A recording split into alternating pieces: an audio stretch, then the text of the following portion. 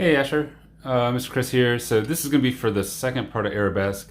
You sounded great on the first part. Again, this is a fun tune to play, but the second page here has a couple, well, more than a couple kind of things you kind of want to watch out for.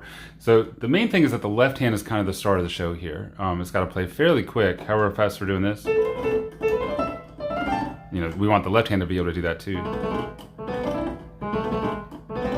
Right, so those are the motions. It's based on going between E position, which is awkward because we have this F sharp with the ring finger. Nice one to kind of practice there. And then our good old buddy A minor position, right? And the same thing with the right hand. We got staccatos on the end there. So we're gonna have that sort of thing. Now the good news is we don't have to play that F sharp, but it's still nice to kind of have your E position down to there. You're gonna be playing with these three fingers of it, so you don't have to worry about those awkward F sharp, but it's still kind of set up there, right? And it can be awkward. I could probably stand to practice that a little bit myself. Just run a couple times like that till the motion is nice and fluid.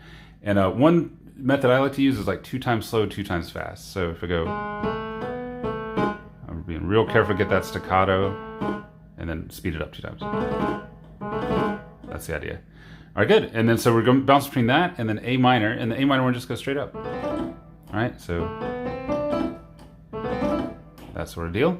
And then yeah, we just have to sing it back and forth.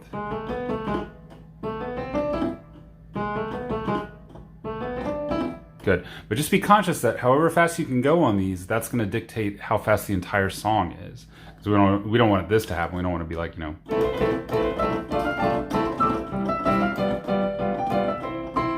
And then no bueno, right? We need, you know. So you can get it. You just gotta practice it there, but steady first. Then we'll bring in the speed. All right, great. And then the good news, the right hand there is very easy. It's E, B, C. So it is a dotted quarter note. 1 and 2 and 1 and 2 and 1 and 2 and 1 and 2. Good. And then I'll go and show you this part. It's gonna stretch out an octave to A.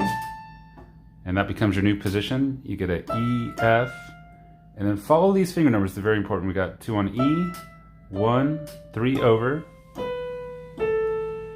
2 on G sharp, E. And that's the crazy part. So yeah, we'll get to that. I actually want to master the left hand first, but I'll give you some tips. The biggest thing is get those finger numbers right from the jump as soon as you can. So really on the right hand, it's all about bringing 3 over, and that 2 on the G sharp, 5 on the E. All right, cool. But yeah, again, we'll go back to the main program. So I would start with just that first line there, just trying to get those together.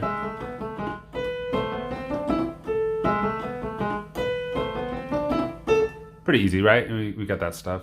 Okay, so let's look at the rest of the left hand.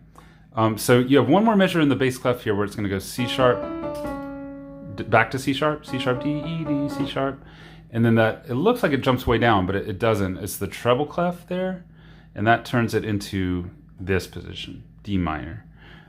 So again, it's as if we're reading the right hand, or as if we're playing the right hand, we're just using the left because it's so high up. So we're gonna go D, E, F, G, A, G. Okay, and then again, more finger numbers that are very important. The biggest one is right here. The thumb is gonna go to F. The second finger comes around. E, D, D sharp with 2, and then E, D, C, B chord. Crazy, right? But it works, and again, combined with the right hand, it sounds awesome. So let's look at just that part. This is where the treble clef comes around. Again, I'm starting on D. I'm going to go slow here. D, E, F, G, A, G. Thumb under F, E, D. 2 on D sharp. 1, 2, 3, 4 chord. All right, a little faster. Go ahead, if you're watching this, you can try along with me here. Ready, go. D, E, F, G, A, G. Thumb on F, E, D. D sharp, E, D, C, B. A minor chord. There you have it. All right, a little faster.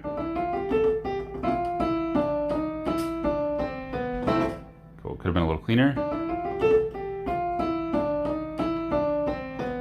That's the sound. Okay. Okay, good. So again, you want to master that until the fingering is just no problem for you.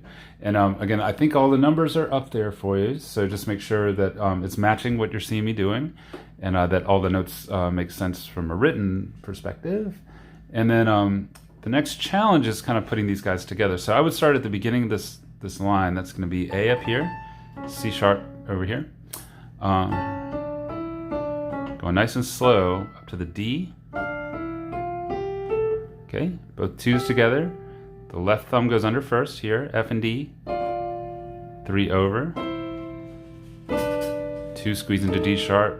2 over on the E. And then you have an E up here. Right? So again, I know it probably seems a little crazy. I just wanted to give you a clear visual on how that works. I know if you work at it, you can get it.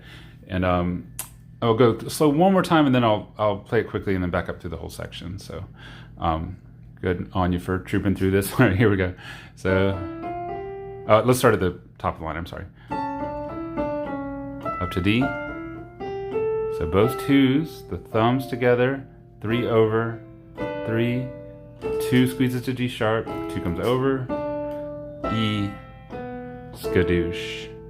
That's the one. All right, cool. And again, a heavy section. This is the part of the song that really, separates the weak from the strong here. So I know you can do it though. It's going to be great. Okay, so let's hear the fruits of our labor there. Let's hear that up to speed. It's going to be.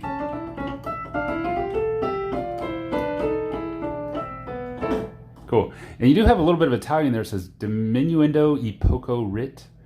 It means get a little softer and slow down a little bit. So to me, this part has always felt like it's kind of melting. Good effect. So I'm going to try the whole section there. It's going to sound like this.